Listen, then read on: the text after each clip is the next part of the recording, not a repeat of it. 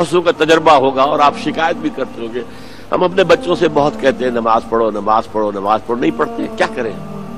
وجہ کیا ہے؟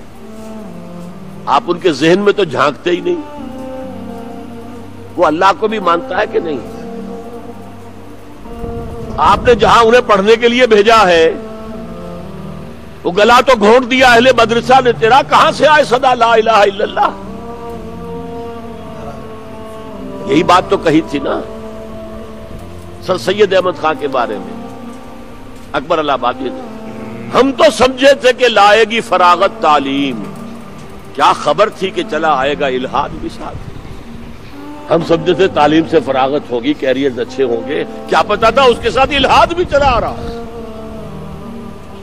تو جو کچھ یونیورسٹیوں میں پڑھا ہے انہوں